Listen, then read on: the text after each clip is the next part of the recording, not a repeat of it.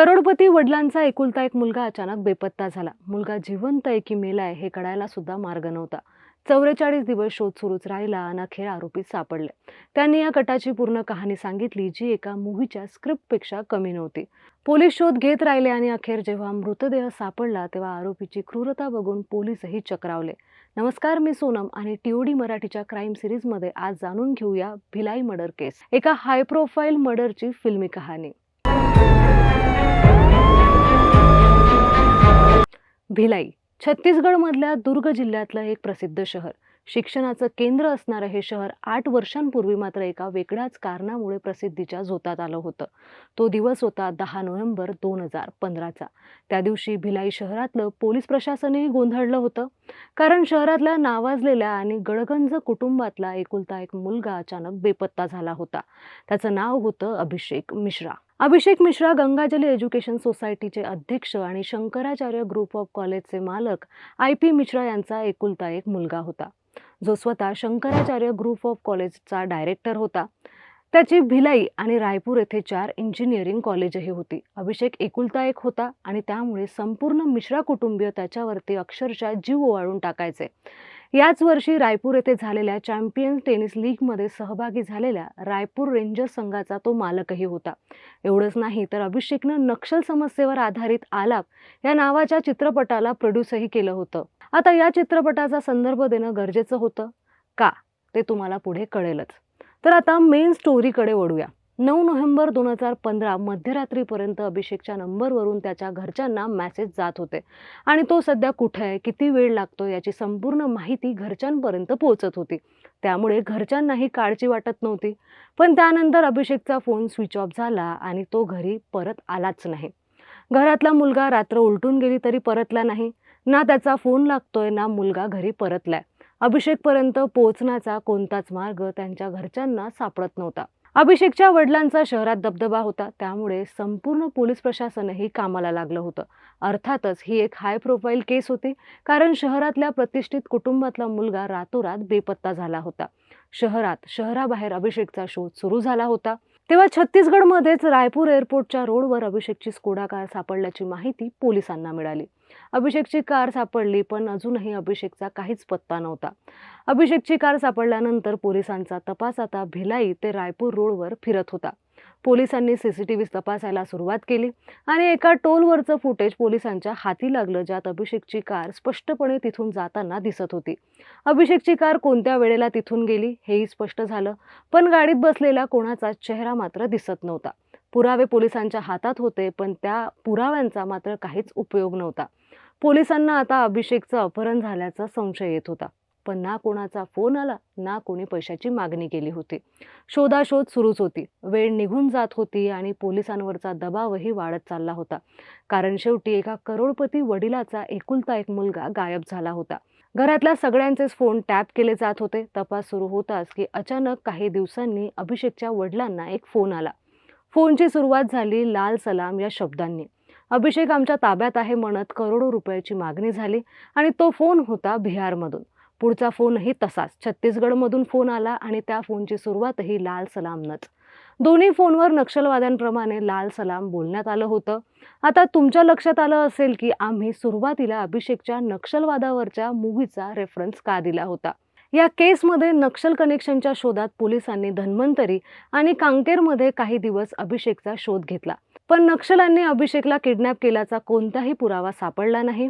पोलिसांनी नक्षलांशी संबंधित जुन्या केसेसच्या फाईल वाचायला सुरुवात केली आणि शेवटी एक गोष्ट जाणवली की नक्षल कधीच लाल सलाम म्हणून फोनची सुरुवात करत नाही.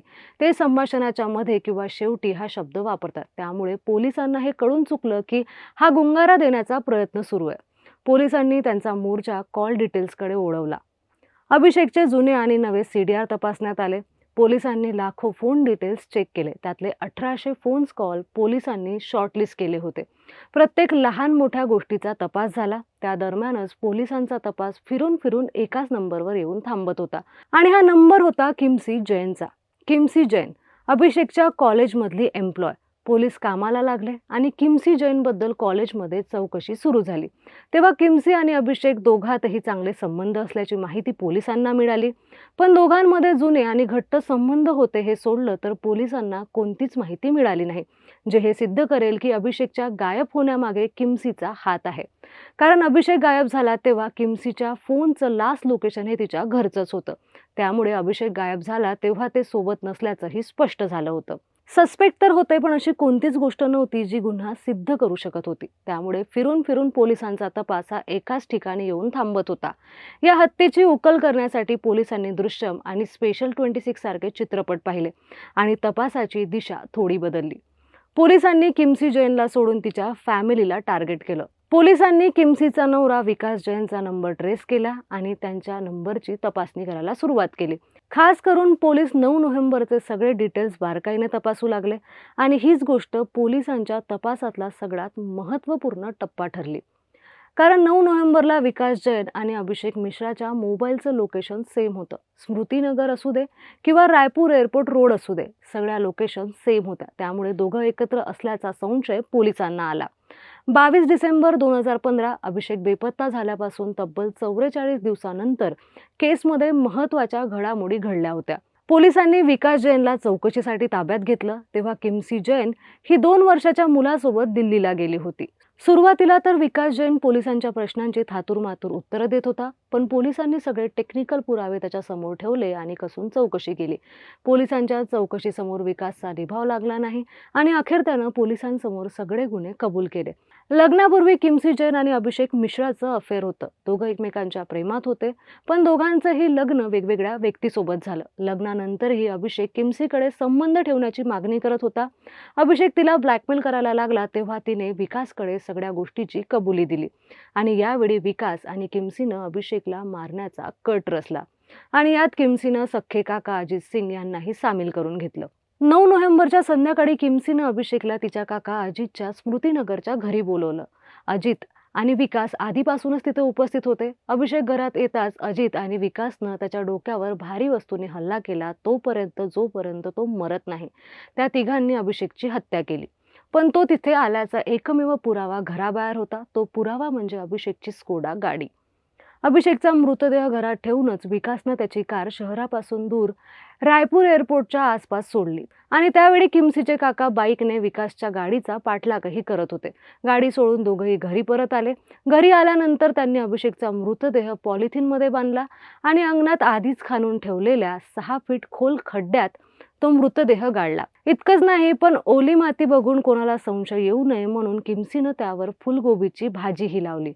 या तिघांचा प्लॅन एकदम सॉलिड होता. अभिषेकच्या घरच्यांना संशय येऊ नये म्हणून अभिषेकच्या फोनवरून त्याच्या घरी मेसेजही करत राहिले. पण त्यांनी एकच चूक केली. ती चूक म्हणजे अभिषेकच्या फोनसोबत स्वतःचाही फोन ऑन ठेवला आणि फोन ऑन ठेवल्यामुळे त्यांची लोकेशनं मॅच झाली आणि एका चुकीने सगळा प्लॅन उघड झाला. अभिषेकच्या घरच्यांच्या उपस्थितीत स्मृतीनगरच्या घराचा तपास झाला तेव्हा पोलिसांना अभिषेकचा गाडलेला मृतदेह सडलेल्या कुजलेल्या अवस्थेत सापडला. अभिषेकची अंगठी, चैन यामुळे घरच्यांना तो अभिषेकच आहे हे समजायला उशीर नाही लागला. पण तरीही DNA टेस्ट करून पोलिसांनी या गोष्टीची खात्री करून घेतली. किमसी जैनला तिच्या 2 वर्षाच्या मुलासोबत दिल्लीमधून अटक करण्यात आली. 2021 साली या प्रकरणाची फायनल हिअरिंग झाली आणि हत्या प्रकरणात सहभागी असलेल्या किमसी जैनची निर्दोष मुक्तता करण्यात आली. किमसी विरुद्ध परिस्थिती सिद्ध झाली नसल्याचं स्पष्टीकरण न्यायालयानं दिलं होतं. तर आरोपी विकास जैन आणि अजित सिंग यांना मात्र जन्मठेपेची शिक्षा सुनावण्यात आली होती. जुन्या प्रेम संबंधानं 1-2 नाही तर कितीतरी आयुष्य उद्ध्वस्त केले. लग्नानंतर पण संबंध ठेवण्याचा अभिषेकचा हट्ट त्याला त्याच्या शेवटाकडे घेऊन गेला. प्रेम चुकीचं नाहीये, पण प्रेमातला हा अट्टहास, अशा संबंधाची मागणी कितपत योग्य आहे याबद्दल तुम्हाला काय वाटतं हे आम्हाला कमेंट बॉक्समध्ये सांगा.